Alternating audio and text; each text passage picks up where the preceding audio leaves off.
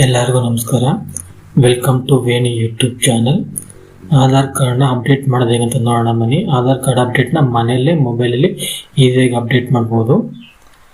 ಅದು ನೋಡೋಕ್ಕೂ ಫಸ್ಟು ನನ್ನ ಚಾನಲ್ ಸಬ್ಸ್ಕ್ರೈಬ್ ಮಾಡಿಲ್ಲ ಅಂದರೆ ದಯವಿಟ್ಟು ಸಬ್ಸ್ಕ್ರೈಬ್ ಮಾಡ್ಕೊಳ್ಳಿ.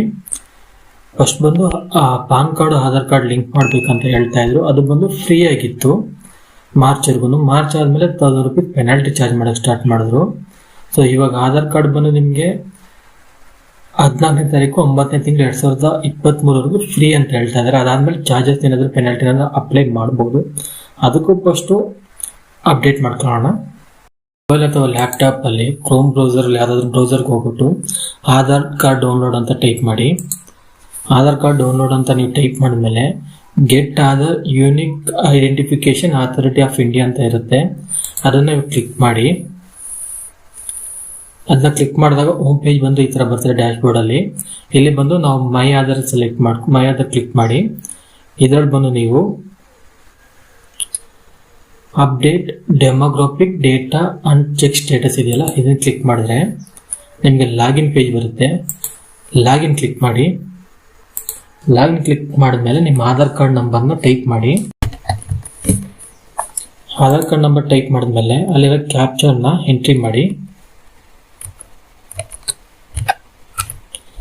ನಿಮ್ಮ ರಿಜಿಸ್ಟರ್ ಮೊಬೈಲ್ ನಂಬರ್ಗೆ OTP ಜನರೇಟ್ ಆಗುತ್ತೆ.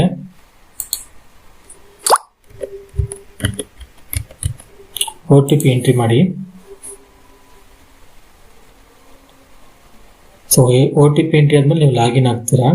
ಇಲ್ಲಿ ಮೇಲ್ ನೋಡ್ಬೋದು ನಿಮ್ಮ ಆಧಾರ್ ಕಾರ್ಡ್ ಡೀಟೇಲ್ಸ್ ಇರ್ತದೆ. ಇಲ್ಲಿರಂತ ನೀವು ಸಿಂಬಲ್ನ ಕ್ಲಿಕ್ ಮಾಡಿದ್ರೆ ನಿಮ್ಮ ಡೀಟೇಲ್ ಶೋ ಆಗುತ್ತೆ.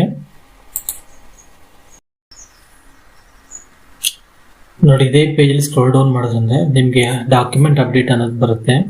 ಇಲ್ಲಿ ಕೊಟ್ಟಿದ್ದಾರೆ ನೋಡಿ, ಈ ಸರ್ವಿಸ್ ಬಂದು ನಿಮಗೆ 14/9/2023ವರೆಗೂ ಫ್ರೀ ಇರುತ್ತೆ. ಅದಾದ್ಮೇಲೆ ಚಾರ್ಜಸ್ ಅಪ್ಲೈ ಆಗಬಹುದು. ಇದನ್ನ ಕ್ಲಿಕ್ ಮಾಡಿ. ಈ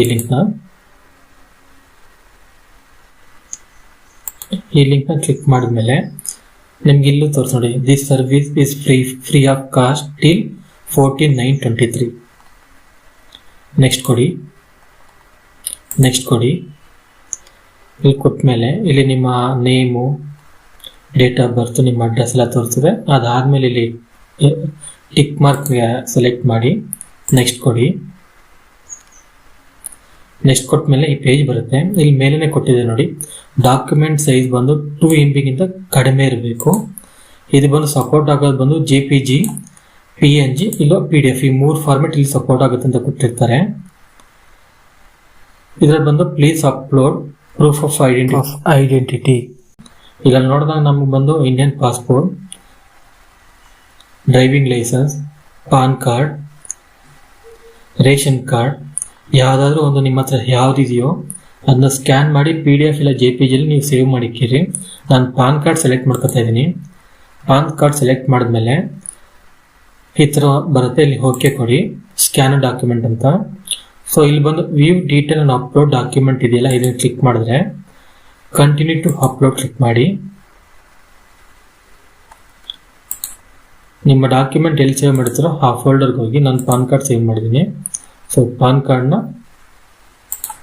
ಅಪ್ಲೋಡ್ ಮಾಡ್ತಾ ಇದ್ದೀನಿ. ಪಾನ್ ಕಾರ್ಡ್ ಅಪ್ಲೋಡ್ ಆದಮೇಲೆ ಪ್ರೂಫ್ ಆಫ್ ಅಡ್ರೆಸ್ಸಲ್ಲಿ ಬಂದು ನಮಗೆ ಇಂಡಿಯನ್ ಪಾಸ್ಪೋರ್ಟ್ ಇದೆ, marriage certificate, property tax receipt ಇದೆ. ಅದ್ರ ಜೊತೆಗೆ ಬಂದು ನಿಮಗೆ ಬ್ಯಾಂಕ್ ಅಕೌಂಟ್ ಸ್ಟೇಟ್ಮೆಂಟ್, ಅಂದರೆ ರೀಸೆಂಟ್ ಆಗಿರಬೇಕು, 3 ತಿಂಗಳೊಳಗೆ ಮಾಡಿರಬೇಕು, ಆ ಥರ ಸ್ಟೇಟ್ಮೆಂಟ್ ಆಗುತ್ತೆ. ಇಲ್ಲ ಗ್ಯಾಸ್ ಬಿಲ್ಲು ಸೆಲೆಕ್ಟ್ ಮಾಡ್ಕೋಬೋದು. ವೋಟರ್ ID, ವಾಟರ್ ಬಿಲ್ಲು, ಯಾವುದಿದೆಯೋ ನಿಮ್ಮ ಹತ್ರ ಆ ಬಿಲ್ನ ಸೆಲೆಕ್ಟ್ ಮಾಡ್ಕೊಳ್ಳಿ. ನಾನು ಪಾಸ್ಪೋರ್ಟ್ ಸೆಲೆಕ್ಟ್ ಮಾಡ್ತಾ ಇದ್ದೀನಿ. Okay. View details and upload document, continue to upload. Passport select ಮಾಡಿದ್ದೀನಿ. ಸೊ ಇದಾದ್ಮೇಲೆ ಇಲ್ಲಿ ಕ್ಲಿಕ್ ಮಾರ್ಕ್ ಎಸ್ ಕೊಡಿ. ಟಿಕ್ ಮಾಡಿದ್ಮೇಲೆ ನೆಕ್ಸ್ಟ್ ಕೊಡಿ. ಇಲ್ಲಿ ಬಂದು ಕನ್ಫರ್ಮೇಷನ್ ಕೇಳ್ತಾ ಇದೆ. Please confirm your demographic detail in this document exactly match with your demographic details in Aadhaar card. ಅಂದರೆ ನೀವು ಅಪ್ಲೈ ಮಾಡ್ತಾರಂತ ಪಾನ್ ಕಾರ್ಡ್, ನಾನು PAN card plus passport apply ಮಾಡ್ತಾ ಇದ್ದೀನಿ.